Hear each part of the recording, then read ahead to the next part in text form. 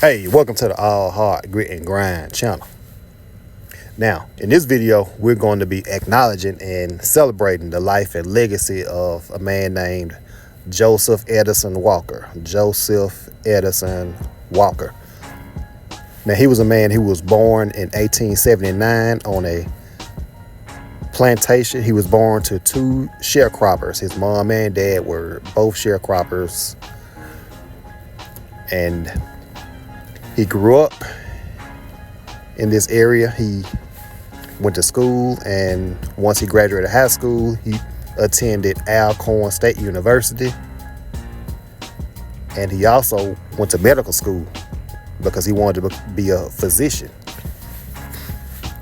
And his parents encouraged him to further advance his education as he went on. And so he decided to go to Nashville to go to this medical school, and I think it was Meharry Medical Institute, medical school. And here he would obtain his PhD. And when he did this, he decided that he wanted to go back to Mississippi and start his own practice. And he did this for a number of years, but he also worked at a bank. He also worked at a black-owned bank. And here he would be elected as president. And he also, if that wasn't enough, he worked at a black-owned insurance company, Mississippi Insurance Company. And also here, he was elected president as well. Well, it seems like everywhere he worked, he was elected president. So that's a testament to the dedication and hard work that he was doing, that he was notorious for. Dedication and hard work and getting the job done, apparently.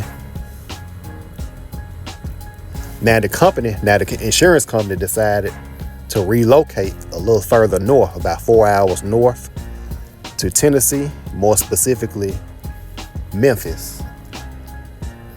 And here he would discover brand new opportunities and meet new associates. And once he got to know these associates, he would go on to start an insurance company of his own.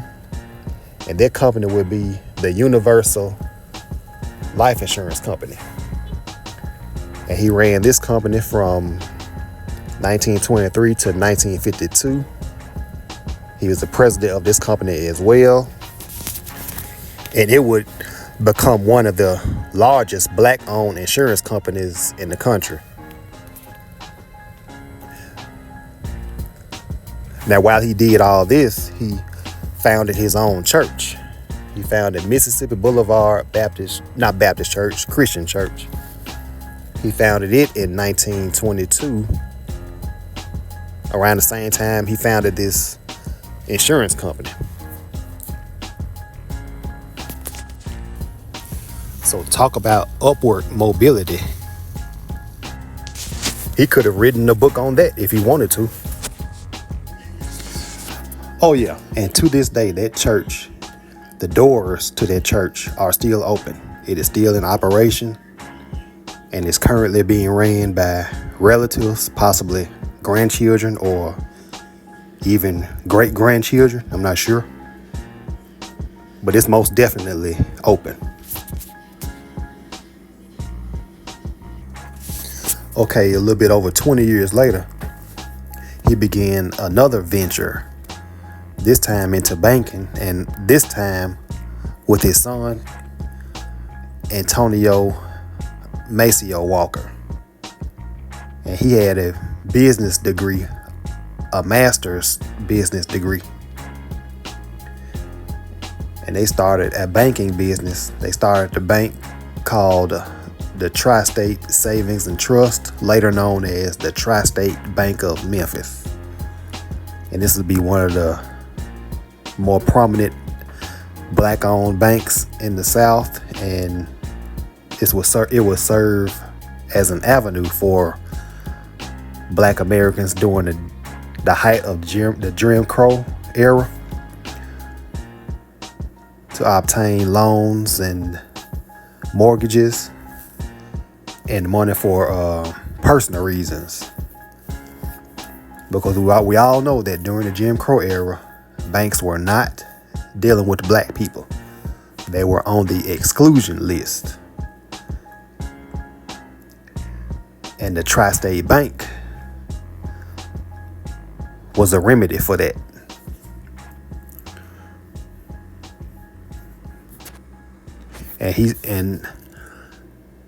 Joseph Edison Walker served as a president for this bank from 1946 up until his demise in 1958. And after this, his son took over the business and just kept pressing forward and expanded it and employed his children to keep the business moving. And it's still in operation today, even though it was bought out by Liberty Bank. And during this same time period in which he was running this bank, he financed and built his own subdivision, his own neighborhood, and it would be called Walker Homes. And it's a neighborhood in the South Memphis area. A lot of people in Memphis are familiar with this neighborhood. It's the neighborhood in which the rapper Moneybagg Yo is from. But I'm wondering if a lot of people in Memphis are as familiar with Joseph Edison Walker as they are Moneybagg Yo. Chances are they're not, but that's why I'm doing this video. That's why we're acknowledging and celebrating his legacy. Now, there is a street named after him. It's closer to downtown, though. It's called Walker Street. Now, I always knew about the neighborhood Walker Homes, but I used to wonder why it was on the extreme southwest side of the city and Walker Street was closer to downtown. But the older I got, the more I realized the widespread business footprint that he left on the city. So that's why his neighborhood was on this side of town and the street named after him was close to downtown. So that explains everything. Now we got to get to the unpleasant part of this. His demise. He made his demise in 1958. He unfortunately and sadly experienced a violent death at the hands of a judge that just so happened to be a deacon at the church that he founded. And these two were friends, but their friendship turned sour after this judge and his quote-unquote friend was unable to pay an $8,000 loan. Now, 2 years prior to his violent death, this judge came in his office and attacked him with a cane. And I'm not sure why, but Mr. Walker, Dr. Walker, refused to file charges or hire a bodyguard. Now I'm thinking that he should have filed charges. Therefore, he wouldn't have been able to come back 2 years later with a firearm and do what he did to end his life. But who knows what went on back then? Very few people talk about it. Matter of fact, I heard no one talking about this story here. This could be a documentary or a movie, if you ask me. I mean, how you gonna end someone's life when he loaned you $8,000 and you couldn't pay it back? You knew you couldn't pay that money back when you borrowed it. I mean, Usually the person that is owed the money ends up being the aggressor when the borrower cannot pay. But it's vice versa this time. More than likely, knowing Dr. Walker, he probably went through the courts to try to recoup his money. And I'm already knowing that the judge, when he received the documents in the mail, he became extremely irate and probably confronted him about why he's taking him to court when he's supposed to be his friend. And I'm already knowing that some words were exchanged and it got physical, and he attacked him with the cane, and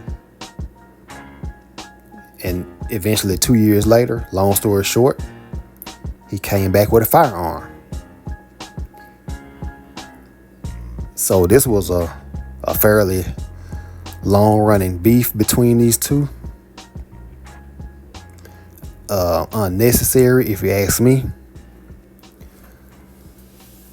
And his death was covered by the media on a huge level. 35,000 people attended his funeral to view the body. And his children received the bulk of his estate that was left to them in his will. And since the will was made out before his second marriage, no provisions was made for the second wife. So she went to the probate court to file a widow's descent. And the results of that filing is unknown at this point. But what isn't unknown is the huge footprint that he left on the community and the city, and the testament that one can beat the odds and overcome obstacles no matter what the racial climate is, as long as you get your education and persevere and be the best at what you can do. Be the best at whatever it is that you do. You'll be unstoppable. You can accomplish anything. Create any type of business that you want. Pass it down to your kids and keep the legacy going. All that is possible. Now, so that concludes the story of Joseph Edison Walker and all of his business endeavors: Universal Life Insurance, Mississippi Boulevard Christian Church, the Tri-State Bank of Memphis, and the Walker Homes neighborhood / subdivision. So I want to thank y'all for listening and watching, and make sure you hit the like button on the way out. And happy Black History Month, and I will holler at y'all later. Peace.